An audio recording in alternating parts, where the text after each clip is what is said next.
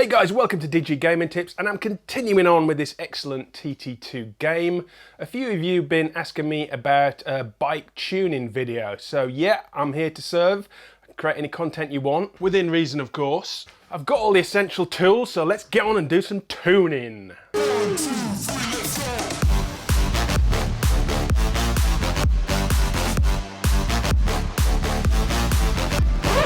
I'm not going to cover all of the bike tuning in this one video because there's a lot to it. I'm going to focus on the transmission gear ratios and the engine braking, and we'll see how the video comes across, see if it's useful, and then we can do more in future videos. So in case it's not obvious, and I have had a couple of questions about this, but to get the bike parts that are tunable, you need to play the career mode, win races, earn cash, boost your reputation, and then you can go to the shop and buy the better parts. And then once bought, you can go into the garage, go into the parts and setup button, and then you can tune the bike parts that support customization. And the same is true outside of career mode. If you do quick race, time attack, free roam, etc., you can choose the bike and the bike parts you want and tune them separately in there, which is a bit weird. I think I prefer them to be the same in any area of the game, but that's the way it is. And I was hoping to talk you through the setup on this Kawasaki ZX-10, but the reset settings button doesn't work in version 102 of the game, so I can't put it back to default, and I can't remember what those settings were. So what I've done is I bought Hickey's 2019 Superbike, and we'll start from scratch in there. And I'm figuring most of you watching this video because either A, you want to set up the gears to increase your max speed, or B, more sensibly, to give you the best acceleration around the full TT lap. Now, I'm not going to try and explain what each of these settings means in the real world bike mechanics because I'm not an expert and you don't really need to concern yourselves with it. But in very simplistic terminology, for each of the gear ratios you've got available to you, a bigger value means you'll have higher acceleration but a lower top speed, and vice versa. And it's all very much dependent and linked to the power of the engine that you've bought and also the weight of the bike.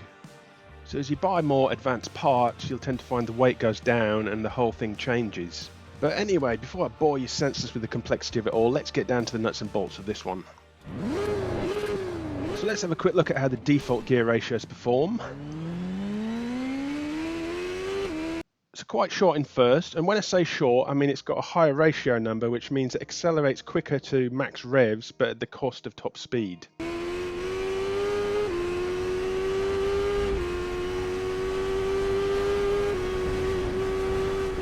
And gears 2 to 5 seem good, about right, medium, good balance between acceleration and top speed.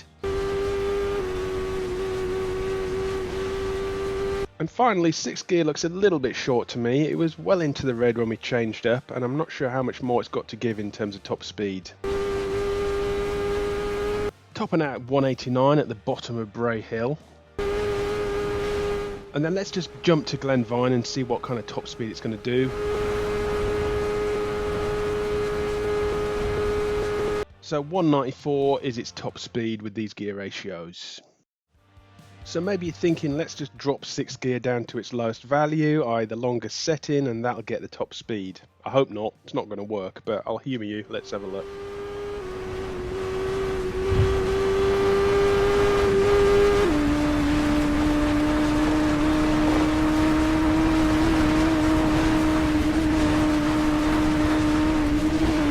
I mean, it only got as fast as it did because it was bloody downhill, but yeah, that's not working. The bike hasn't built up enough speed, it's too heavy, and the engine can't power that long gear ratio. 6th gear was on 1.3 by default, so let's up it to 1.2 and try that and see if that's the sweet spot.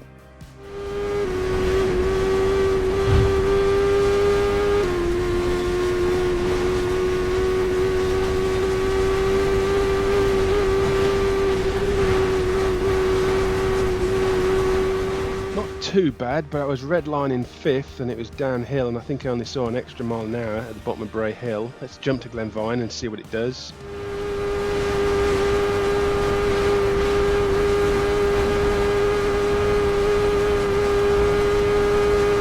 .197, so 3 more miles an hour than the default setting, so that's pretty good. But if I rewind back to where we changed up into 6th,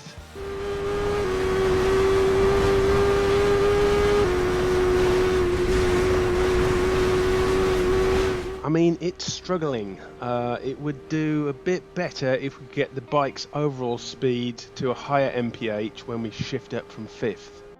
And now comes the tricky part, how to structure all the other gears so that you get to the optimal speed to allow the engine to power 6th at its best. So for starters, you need to make 5th a little longer so that it gets up to a higher speed. And same most likely with 4th, these higher gears have got far less tolerance for big jumps in gear ratio. And then 3rd, 2nd and 1st, you've got more flexibility. Part of the reason for that is, at low speeds the bike's not fighting as much resistance in terms of air and track and that kind of thing. So the jumps can be bigger, but cue the record scratch. You can't have the best top speed and the best acceleration. The two qualities sit at the opposite ends of the scale, so it's a balance. It's about balance about what you want. Do you want the best acceleration? Do you want the best highest top speed? Chances are you need something in between, depending on how you want to ride. Anyway, I'll get off my soapbox and let's get back to this 3rd gear. I'm going to drop it down 1 cog. And then 2nd, I'm going to drop it down 2. And then 1st gear is the interesting one. I mean, there's not many times that you need very low revs in 1st. You've got Start Line, you've got Parliament Square, you've got Ramsey Hairpin and Governor's Bridge. So you can in theory drop that one quite low, say 2, 3 or 4. And it can be beneficial actually if you want to control wheelies in 1st by having that on the lower side. But since I'm not lowering it for wheelie reasons, I'm going to drop it by 2 as well. Right, let's see how that performs.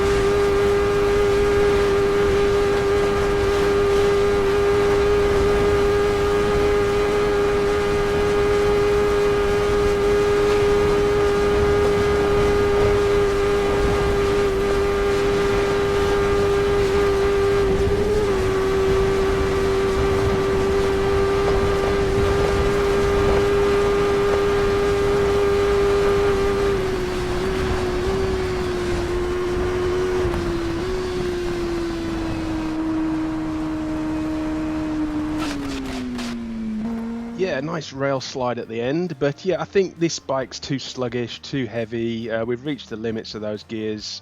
Once you buy better parts and drop off some of the weight, you'll actually see some better results from that.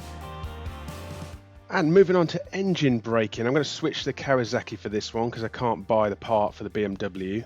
And the BMW is not too bad in the brakes, actually. I find it quite sharp anyway, but on the Kawasaki I find them very weak in the default setting. I'll just show you in this.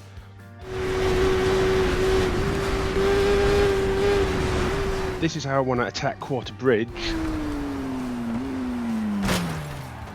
And the brakes just don't want to kick in.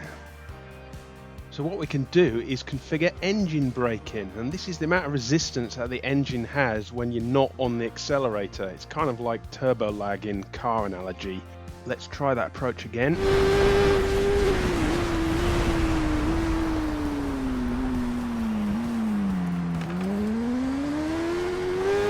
Same braking point, but yeah, that one setting makes all the difference for me. Transforms this Kawasaki into a much better braking machine. And there's not really any downside to it. I mean, it doesn't affect your top speed. If I'm not hard accelerating, then I'm at least half accelerating. And if I'm letting off the gas, then I usually do want a small amount of deceleration. So don't go crazy with it. But it has the desired effect both when you're hard on the brakes or when you let off the gas, either to kill off or trim off some speed. Anyway, that's enough of me rabbiting on. Leave a comment if I've missed a trick there and you've found some other better settings in those two features. Give me a like if any of that was useful and helped you to get faster times. And would appreciate a subscribing McScriberson to feel the love and for you to hear about more of my new videos coming soon.